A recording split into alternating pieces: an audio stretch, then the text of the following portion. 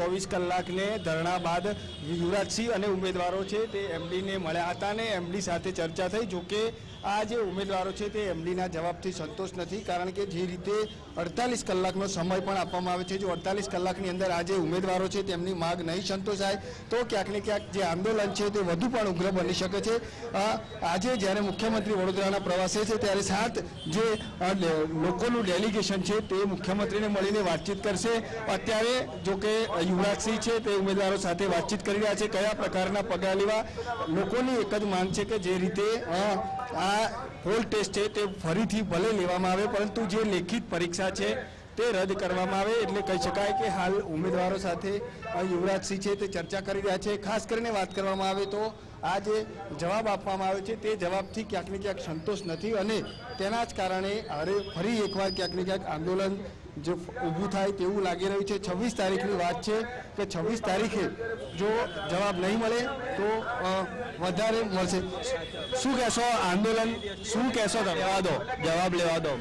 ચોક્કસથી ખાસ કરીને વાત કરવામાં આવે તો જે રીતે વિદ્યાર્થીઓ ઉમેદવારો છે તેમની સાથે ચર્ચા કરી રહ્યા છે, આપ જોઈ શકો છો તે રીતે અત્યારે પણ મોટી સંખ્યામાં ઉમેદવારો છે તે ચર્ચા કરી રહ્યા છે। જોકે અલ્ટિમેટમ આપ્યા બાદ પણ ક્યાંક ને ક્યાંક વિદ્યાર્થીઓમાં હાલ असंतोष છે તે જોવા મળ્યો છે। ઉમેદવારો એમડીને મળીને આવ્યા છે।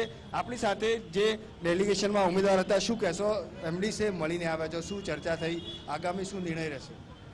એમડી સાહેબે અમે આર્ગ્યુમેન્ટ કરીને આવ્યા છીએ કે પોલ ટેસ્ટ ખાલી દેવામાં આવે, વિન્ટેજ એક્ઝામ અમે નહીં આપી।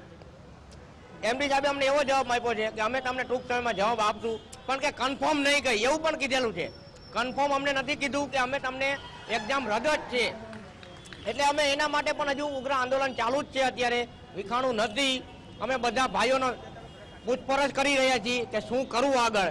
નકર અમે આગામી 26 તારીખે તો અમે એવું અંદરથી આયોજન એવું લઈને આવ્યા જ હતા કે 26 તારીખે ઉગ્ર આંદોલન કરીશું જ આ સ્થળે ને આ જગ્યાએ। પણ હજુ અમારા ભાઈઓ સપોર્ટમાં છે અને બધા ભાઈઓને અમે પૂછપરછ કરી રહ્યા છીએ કે શું કરવું અને શું ન કરવું। શું લાગે છે? સંતોષ છે જે રીતે એમડી દ્વારા જવાબ મળ્યો અહીંયા? ના, સંતોષકારક નહીં જવાબ કઈ। શું માંગણી છે હવે વિદ્યાર્થીઓની? અમારી માંગણી અમને નિમણૂક પત્ર જોઈએ જ, કાં તો પછી ઓલી નવી ભરતી પાડી છે બારે એ રદ થવી જોઈએ। બિલકુલથી ભરતી રદ થવી જોઈએ, નિમણૂક પત્ર મળવા જોઈએ। શું કહેશો? એમડી સાથે વાતચીત થઈ, ચર્ચામાં ક્યાંક ને ક્યાંક હજુ એ લોકોએ 48 કલાકનો સમય માંગ્યો છે। 48 કલાકનો 2-3 દિવસનો ટાઈમ આપ્યો છે એમડીએ, પણ 2-3 દિવસ તો રજા છે એટલે પછી સીધું 28 તારીખે અમારે પોલ ટેસ્ટ છે, એટલે પછી કોઈ જવાબ દેવામાં આવશે નહીં એવો અમને વિશ્વાસ છે। કેમ કે આગામી 11 તારીખે અમે બધા આવ્યા હતા ત્યારે અમને આવું જ નિવારણ આપવામાં આવ્યું હતું કે 2-3 દિવસનો ટાઈમ આપો, અમે વિચારીને પછી કહેશું। એટલે અમને કોઈ વિશ્વાસ નથી એમની ઉપર, એટલે અમે આજે અહીંયા રહેવાની બધી વિચારણા કરી રહ્યા છીએ અને અમે પૂરેપૂરી રીતના કોશિશ કરી છે કે અમને નિમણૂક પત્ર આપવા, અમને રિક્વેસ્ટ કરી છે કે પૂરેપૂરો અમને નિમણૂક પત્ર જ આપે, અમારે બીજું કાંઈ અમારે એમનું સાંભળવું નથી। એટલે પોલ ટેસ્ટ ફરીથી આપવાની વાત છે। જો પોલ ટેસ્ટ અમે આપવામાં ના જ નથી પડતા, અમારી લેખિત કેન્સલ કરો। પોલ ટેસ્ટ આપવા અમે બધા 1224 જણા અમે તૈયાર જ છીએ કે પોલ ટેસ્ટ આપવામાં અમે કોઈ પ્રોબ્લેમ નથી।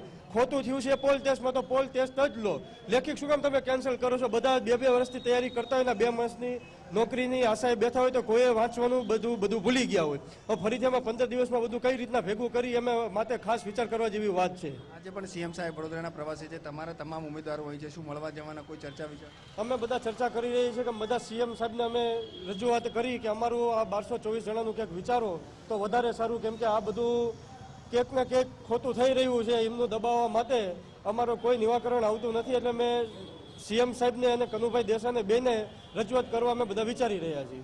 હવે આગામી સ્ટેપ શું રહેશે? અત્યારે તો સાંજ લગી અહીં બેસવાનો બધા ભાઈઓ જે બધાને પૂછી છે કે આગામી અમારે શું નિર્ણય લેવો, અને જેમ કે બધાનો એક સાથે સહમત હોય એ રીતના અમે આગામી બધા નિર્ણય લેશું। ચોક્કસથી કશીશ વાત કરવામાં આવે તો હાલ જે તમામ વિદ્યાર્થીઓ છે તે અહીંયા ઉપસ્થિત છે। ફરીથી હું તમને દ્રશ્યો બતાવીશ કે જે રીતે વિદ્યાર્થીઓ સાથે યુવરાજસિંહ છે તે ચર્ચા વિચારણા કરી રહ્યા છે। જોકે એમડીના જવાબથી આ જે ઉમેદવારો છે તેમને સહેજ પણ સંતોષ નથી, તેઓ દ્વારા માત્ર હૈયા ધારણા આપવામાં આવી છે। કામ ચલાઉ રીતે વિદ્યાર્થીઓને ક્યાંક ને ક્યાંક શાંત પાડવાનું કોશિશ છે તે અહીંયા કરવામાં આવી છે અને તેના જ કારણે ક્યાંક ને ક્યાંક વિદ્યાર્થીઓ દ્વારા આ જે આંદોલન છે તે યથાવત રાખવામાં આવશે। જોકે આ તમામ ચર્ચા વિચારણા કરીને ક્યાં આંદોલન શરૂ રાખવું તે પણ ચર્ચા અહીંયા કરવામાં આવશે।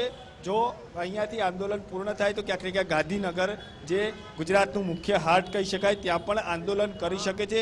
એટલે કહી શકાય કે હાલ એમડીના જવાબથી કોઈ પણ પ્રકારે આ જે ઉમેદવારો છે તેમને સંતોષ નથી અને આ આંદોલન છે તે યથાવત રહેશે. જી કશિશ. આભાર અલ્પેશ સમગ્ર વિગતો બદલ.